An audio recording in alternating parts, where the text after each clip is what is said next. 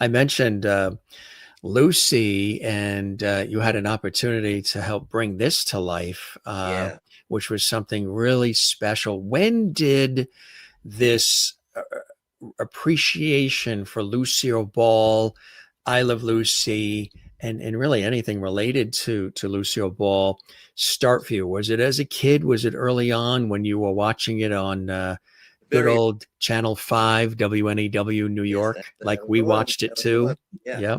Yeah. Yes, it started when I was a kid, and I Love Lucy were all reruns, and this and the first 2 years of the Lucy show that also affected me too, um, because just the timing of the timing of every episode was just perfect to me, and I really studied it. I really studied it, and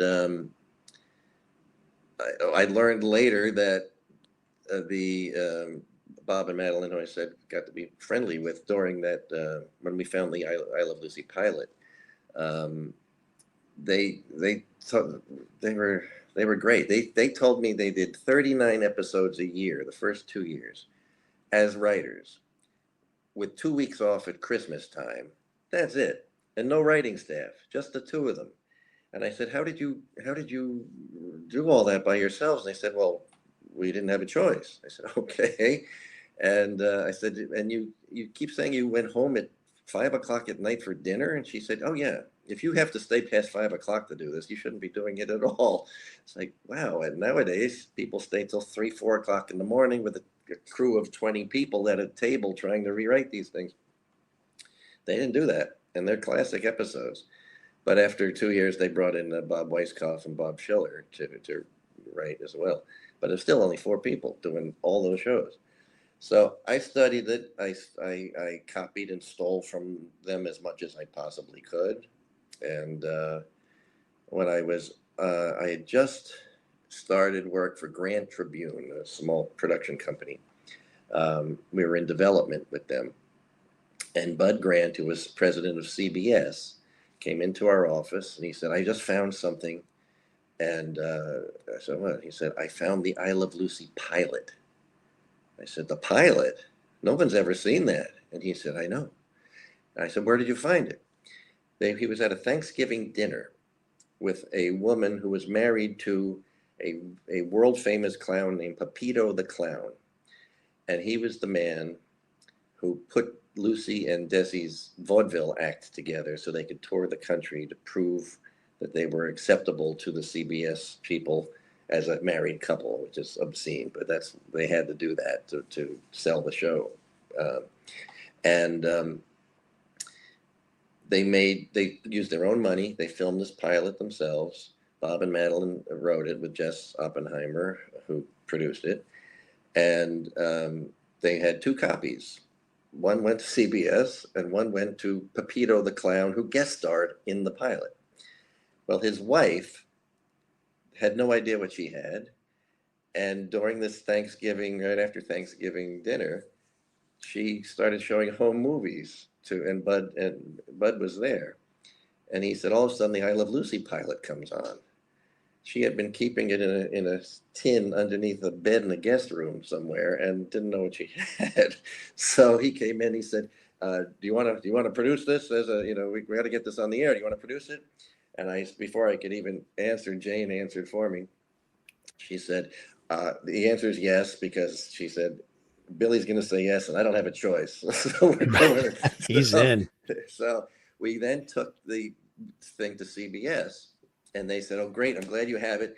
We're going to cut it down to 22 minutes and air it." And I said, "Oh, no, you're not. No, you're not.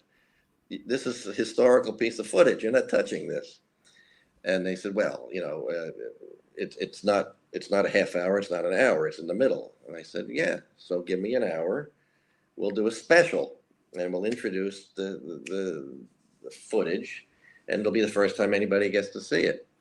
They said we want it for sweeps week, the important week where everybody measures the audience level and decides what's important, what's not.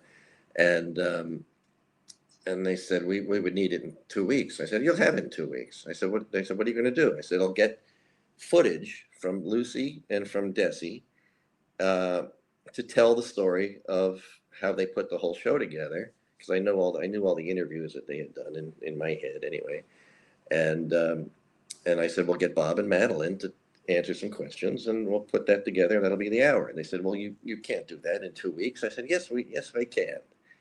And then we did. We put the whole thing together in 2 weeks. Originally, Carol Burnett was going to. We were in negotiations with her to host, and she would fill in the blanks where we needed it. And I wanted to invite it to be Lucy Arnaz, but her mother had just died, not even a year earlier. And I thought, yeah, 1989, right? Yeah. So we started talking to Carol Burnett. But what I had to do was I had to send the script rather, to the estate of Lucy and Desi for them to approve the clips and stuff we were going to use. And Lucy read the script and realized we were paying as much tribute to her father as her mother, because nobody in Hollywood paid tribute to Desi Arnaz, and he invented the whole business for all of us and never got the accolades he deserved. So she called up our studio and said, I want to host this thing. It was like, yes, great.